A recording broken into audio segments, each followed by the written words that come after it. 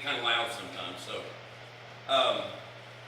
you know, I'm nervous because I'm not a public speaker. That's not what I set out to do for a living. And in fact, I was sitting back here kind of worried that my screensaver was going to come on because my computer's been up for a while, and if my screensaver came on, you'd know what my passion is. And I build muscle cars. I'm a hot rod nut. I mean, I've been turning wrenches forever, you know. I've been doing it since since I can hold it, I guess. But I just love it. It's just something I have a passion for. And I've been, you know, I've worked solid as a mechanic for over 25 years until I heard about what I'm going to attempt to share with you tonight. And I completely turned and went the other way. So, and again, I'm a little nervous. I'm trying to kind of warm up. But a lot of people want to know why I do what I'm doing. And there's a lot of reasons. And, you know, first of all, you know, when I was growing up, and I don't know if I ever really grew up or not, but when I was getting older, you know, when I was younger in Tulsa, you know, my dad was a professional. Most people thought my parents were my grandparents because they were a lot older than most people's parents my age. My dad was an attorney and a legislator for over 40 years in the state of Oklahoma. My grandpa was one of the first judges in the state. And so I was very proud of my dad, and my dad was also 45th Infantry, head of the 82nd Tank Destroyers Division, U.S. Army, spent 5 years in Europe. You ever see the film where the Americans are rolling into Berlin, and the Germans have surrendered, and the tanks are rolling in, and there's a lead tank there with a man waving. That's my father. And so I was very proud of my dad, my history. But in 1974, my dad was diagnosed with a very serious disorder. And my dad, of course, being a professional, did every single thing he was told. You know, and really when they had discovered he had a problem because he had some things that were not going right, they told him he might not live another 6 months. And so, of course, you know, after about 6 months worth of the treatment and everything that they did, I believed them. Because he went from 6'2", over 250 pounds, down to skin and bones.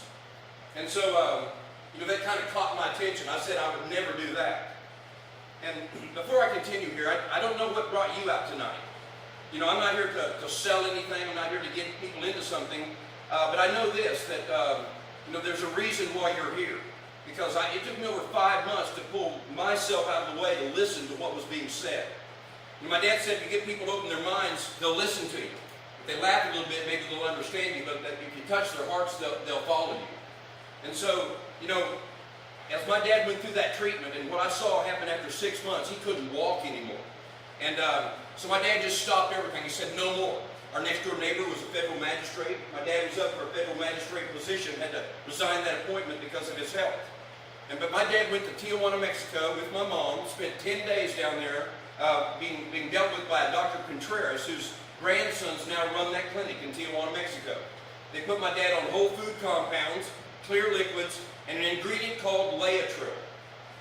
And I'll tell you something, that 10 days in Mexico was cheaper with airfare, doctor, hospital, treatment, everything, including my mom going with him, was cheaper than 1 day in Hillcrest Medical Center on the traditional therapy. So, you know, that's beside the point. But my dad got back to Oklahoma, and he got a court order from another federal magistrate to bring that ingredient, Laetrile, into the country. Now, I didn't know anything about Laetrile back then. I'm not here to make any claims about treating disease or anything. I'm just telling you a story, okay? But he got that ingredient back, and my dad began to gain weight. He lived another 5.5 years. He died June 1st, 1980. And, you know, I just saw it begin to restore what everything had done. And so, yes, my dad wouldn't be alive today anyway. He'd be, you know, well into his hundreds. But, you know, I said to myself, there's got to be something there. And again, I would never do that again. I'd rather die than go through what I saw my dad go through. So, you know, I lived with that. Now, I wasn't exactly the leading child of the family, okay? I know, but you probably thought I was, I'm sure. But I was kind of the black sheep. I did everything he told me not to do, okay? And so I'm out here turning wrenches and working on people's cars, and that's where I spent the next 25 or more years after my dad had passed away. I married a girl by the name of Judy. Some of you know Judy, some of you don't. But Judy she had serious health challenges when I married her. She'd already been through 1 kidney transplant and received another one in May of '96. So, you know, I watched my wife get up every single day and fight to have one more good day. And yet she did every single thing she was told. So, I guess the point of my presentation tonight, just like the license tag on the back end of my car out there, says 3 John 2. And that is, in that one chapter, it is the will of our Father in heaven that we be in health, even as our soul would prosper. But it goes on in that same chapter in verse 4 and says that we should embrace truth. Now, I know that's supreme truth. But what I'm trying to ask you is, to you, what does truth mean? Is it what you're paying for? Is it the results you're getting? Or you just continue to do it because that's what you're being told by the experts?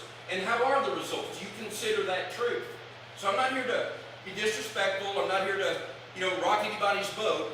In fact, I had a lady tell me in Atlanta one time, you're about the most in-your-face sort of guy I think I've ever met. And, I don't ever mean to be rude, but, I know sometimes I'd rather make you mad than put you in the ground. Because sometimes you've got to wake people up to get them to listen, to hear the truth. And it's really tough to do. And so, but it also goes on in verse 8, and it says that we should become fellow helpers of that truth. I'm not really going to get there tonight, but once you know the truth, once you understand it is true, then you've got a responsibility with that truth.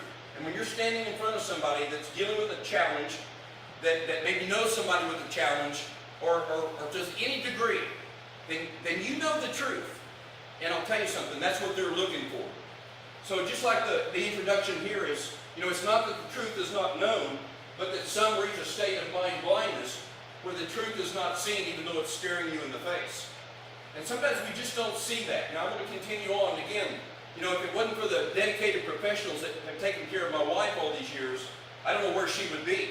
But because when we talk about the people in healthcare today, we got to admit, we are number one. We have the best of the best. Our godly, trained people that are, I think, crying and praying, trying to help their patients and the people they deal with.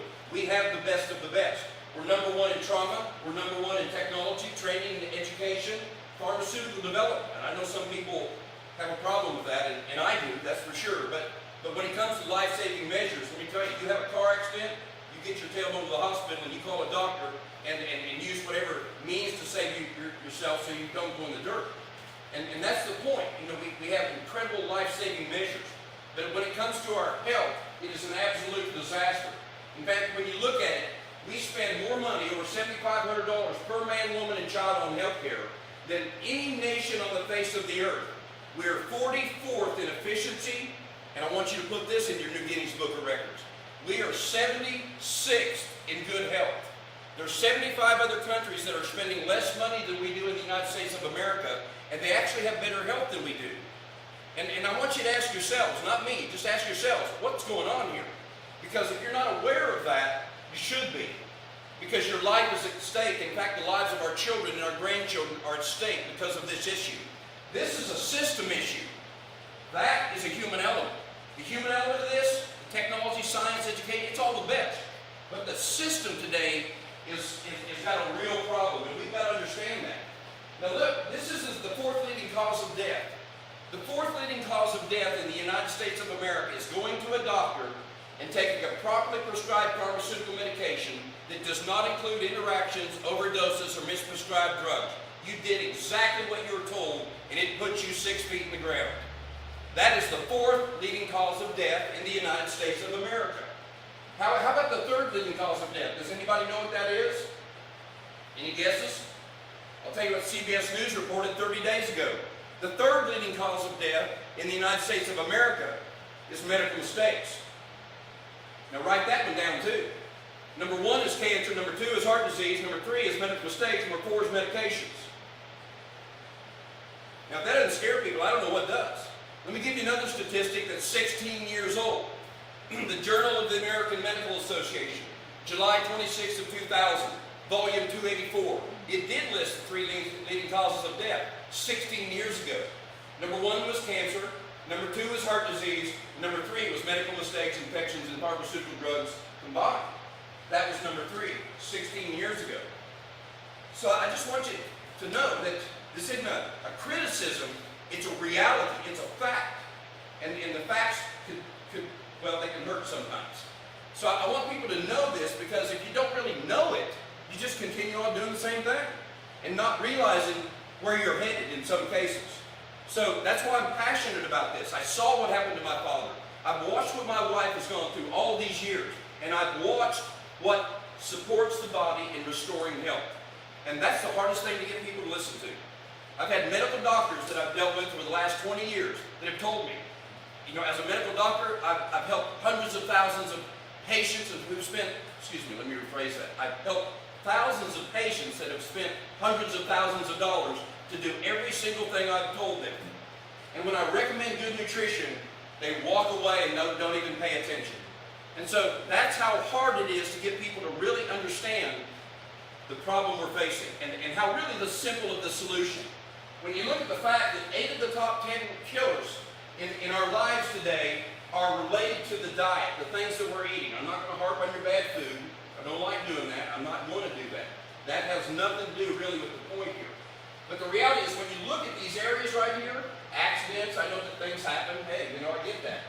But look at this, number 9, nephritis, nephrotic syndrome, and nephrosis. Does anybody know what that is? Kidney failure, which is the #1 side effect to medications. Now, what was the 4th leading cause of death? Hello? You see what I'm saying? So it's a compounding problem is what it is. How about the last one? Suicide or intentional harm. Let me tell you something. That's a bad statistic when people look at you and tell you, I'd rather die than live like I'm living. How about the fact that our police officers and our veterans die of their own gun? Well, let me put it this way. The police officers are more apt to die of their own gun than an assailant. And the fact is our veterans coming home are dying from their own guns. So I want you to know we've got to pray for these people. Especially for 2 reasons. Number 1, the lives that they lead and the service they provide, but the incredible pauper's position they're put in. They should be rewarded abundantly for the work that they do. And they're really at the bottom of the pay scale, just like our teachers. So, and I'll tell you, this house dangerous as police officers now, so I'm not going to go there, but, you know, it's just a weird world out here. And so, you know, when you look at these areas right here, I can elaborate on all of them. 86% of our health care bill, 86% is being spent on things that we can do something about. Maybe not overnight, but if we don't start now, we're going to watch our children continue like they are right now. 1 out of 4 are clinically obese. Today, children are experiencing the same health challenges at 6, 8, and 10 that people used to experience at 40, 60, and 80. I mean, it's amazing what's going on out here. In fact, in autopsies in children today through age 8, 100% are showing beginning stages of heart disease. Now think about that a minute. The statistic is that our children today will not outlive us.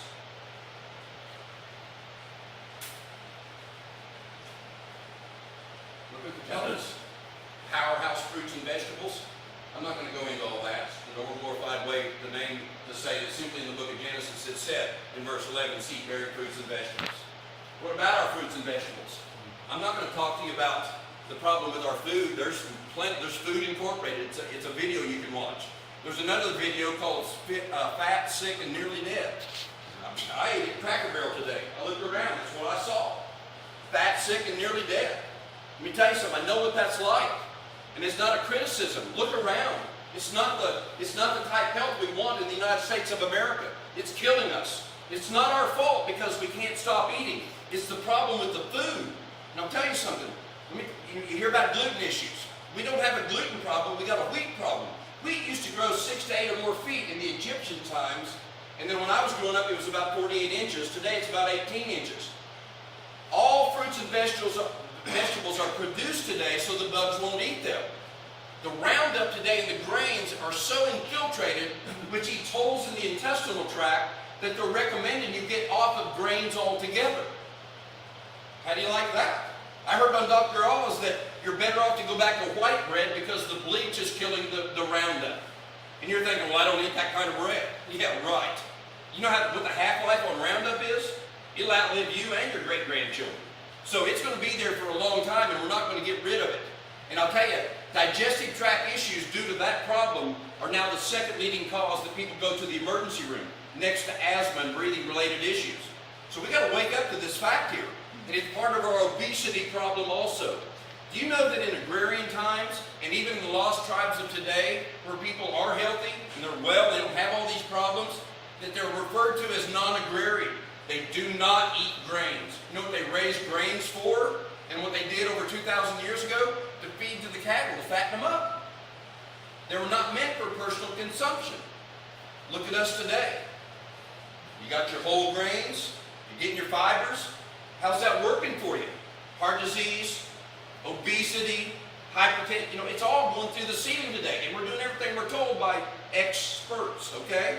So I want you to just think about it a minute. There is an answer, but maybe everything we're being told is not necessarily the truth. And that's what I found as I've begun to dig here. So, look at all the diets. It's not that they're not good diets. You got the paleo diet, you got all these other diets, but it's the problem with the food today. With green harvesting and all like the things I showed you before, and monocropping, they're literally in a situation where, well, over 70% of our farmland is sterile. You're just not going to get it, period. How about nutritional supplements? That's a joke nowadays. People running out here to, supplement companies all over the place, and yes, that's exactly what you think I'm probably talking about is nutritional supplements. But it's the truth I'm talking about, not the supplement. But the reality is when people realize that, hey, they got to do something, and even the Journal of the American Medical Association is telling people to do that, but also discovering that synthetic vitamins are causing birth defects and actually increasing certain forms of cancer. So when you look at synthetic vitamins and the fact that most of your nutritional supplements literally have no nutritional ingredients in them, the Attorney General of the state of Texas or state of New York found that only 5 to 10% actually had any of the ingredients. So my point is, when you really start to look at this, you begin to realize, wow, we're just not getting what we're paying for. And in some cases, that might not be why you're not getting the results that you're looking for. So, when I begin to talk and what I share here, I like to get that sort of out of the way because a lot of times people, they don't, maybe pay attention to any other options because they believe they're listening to the best. They believe they're doing what they're told. And they believe that that is going to get them where they want to go.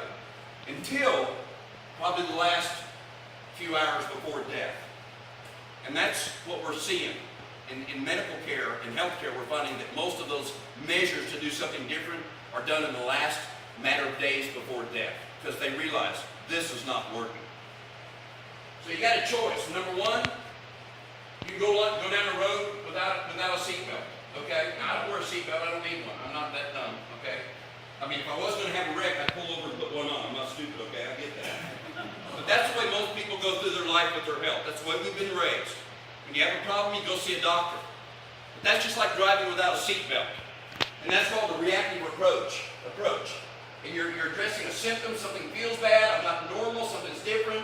It'll affect the systems with the medications and things. They start damaging the organs, the tissues, and pretty soon you're affecting the very function of life itself, and that's the human cell.